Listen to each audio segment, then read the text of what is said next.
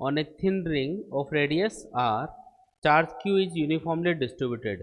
Find the intensity of electric field at a point on the axis of the ring located at a distance of x from its center. ये बोल रहा है कि एक are radius की ring है अपने पास, रिंग ड्रॉ कर लेते हैं। रिंग को मैं बोर्ड के परपेंडिकुलर ड्रॉ कर रहा हूँ इस तरीके से, ठीक है। ये इसका सेंटर है और इसकी रेडियस कितनी गिवन है, आर।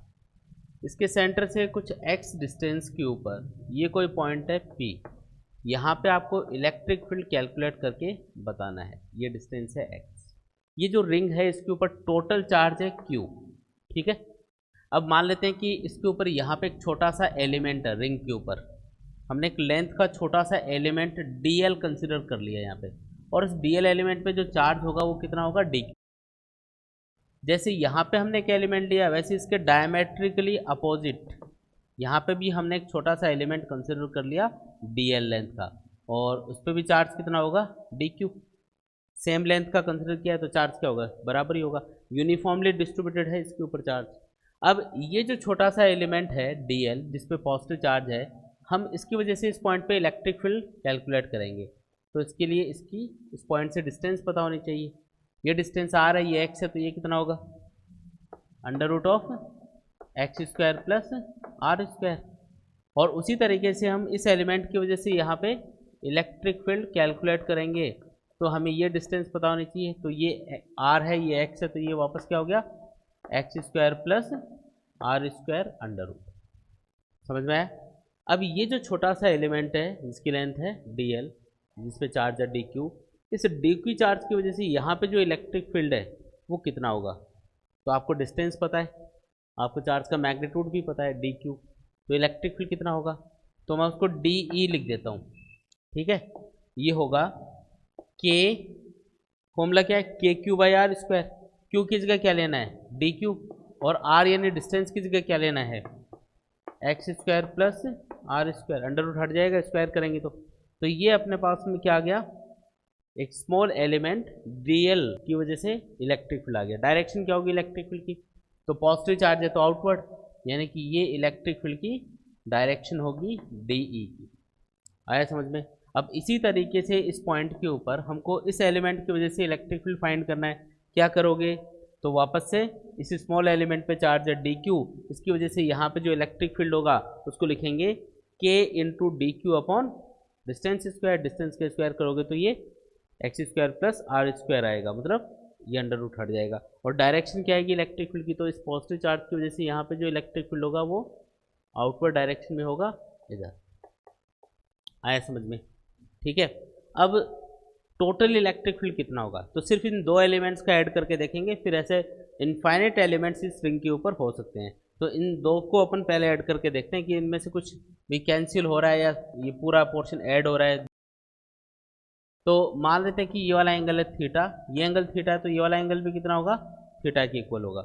अगर ये एंगल थीटा है तो इसके वर्टिकली अपोजिट ये वाला एंगल भी क्या होगा, थीटा होगा, और इसके वर्टिकली अपोजिट ये वाला एंगल भी थीटा होगा। अब अगर मैं इनके कंपोनेंट्स करूं तो इस डी ई का थीटा से जुड़ा हुआ कंपोनेंट क्या आएगा, ये डी ई कॉस थीटा, और दूसरे वाला component D E sine theta. इसी तरीके से डी का थीटा से जुड़ा हुआ जो कंपोनेंट है वो आएगा डी कॉस थीटा, और दूसरे वाला कंपोनेंट क्या आएगा, डी साइन थीटा। ये दोनों कंपोनेंट्स इक्वल एंड अपोजिट होंगे तो आपस में कैंसिल, और ये दोनों कंपोनेंट्स एक ही डायरेक्शन में है तो ऐड होंगे, यानी कि इन दोनों इलेक्ट्रिक फील्ड का इस रिंग की एक्सिस के अलोंग जो कंपोनेंट है वो ऐड हो रहा है। कौन सा वाला कंपोनेंट, एक्सिस के अलोंग वाला। और ऐसे कितने एलिमेंट्स इस रिंग के ऊपर लिए जा सकते हैं, इनफाइनाइट एलिमेंट्स। और उन सारे के सारे एलिमेंट्स का कौन सा कंपोनेंट हमेशा ऐड होगा, एक्सिस के अलोंग वाला, कौन सा, डी कॉस थीटा वाला। अगर मुझे इस पॉइंट के ऊपर इस रिंग की वजह से टोटल इलेक्ट्रिक फील्ड फाइंड करना है तो मुझे इन एलिमेंट्स का सम कर लेना चाहिए, क्योंकि साइन वाले कंपोनेंट हमेशा कैंसिल होंगे पेयर के अंदर। जैसे आप रिंग के ऊपर डायमेट्रिकली अपोजिट जितने भी एलिमेंट्स होंगे उन सबका इलेक्ट्रिक फील्ड का एक्सिस के परपेंडिकुलर वाला कंपोनेंट हमेशा कैंसिल होगा।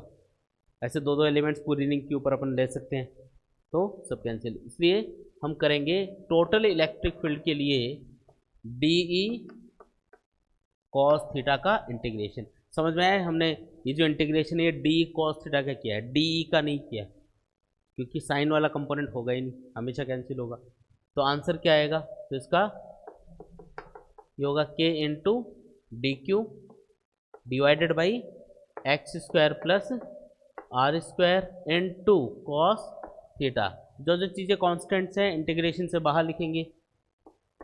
क्या यहाँ पे के कांस्टेंट है? Electrostatic constant. Cos theta constant है कि नहीं है?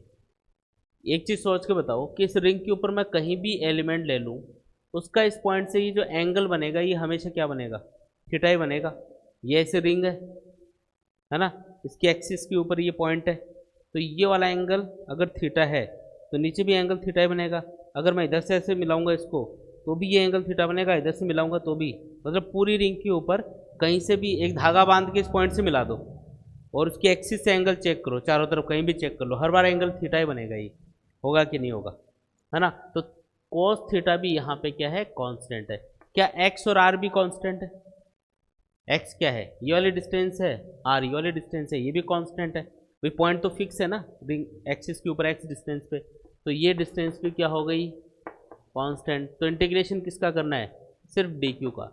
और डी क्यू का इंटीग्रेशन करने का मतलब है D Q D Q D Q, ऐसे जितने भी चार्ज होंगे इस रिंग के ऊपर सबको ऐड करो, सबको ऐड करोगे तो टोटल चार्ज कितना आएगा? क्यू के इक्वल आएगा, जो हमने इस रिंग के ऊपर कंसिडर किया है। तो आंसर क्या बना? K q cos theta upon x square plus are square. अब ये जो कॉस थीटा इसको डायग्राम से आप कैलकुलेट कर सकते हो। ये जो राइट एंगल ट्रायंगल आपको दिखाई दे रहा है इसमें कॉस थीटा क्या होगा? कॉस थीटा बताओ। हाँ, बेस अपॉन हाइपोटेन्यूस, मतलब x upon x square plus are square का अंडर रूट, यही तो होगा, है ना। और ये वैल्यू उठा के यहाँ पुट कर दो तो ये आंसर अपने पास आएगा E इक्वल्स टू के क्यू। के की वैल्यू भी आप लिख सकते हो, तो मैं के को लिख देता हूँ 1/4πε0 क्यू। कॉस थीटा को मैंने लिखा एक्स अपॉन और under root of x square plus are square, लेकिन एक एक्स स्क्वायर आर स्क्वायर पहले से है तो ये क्या पावर बनेगी? पावर 3/2। बोलो आया कि नहीं आया? ये लो आंसर।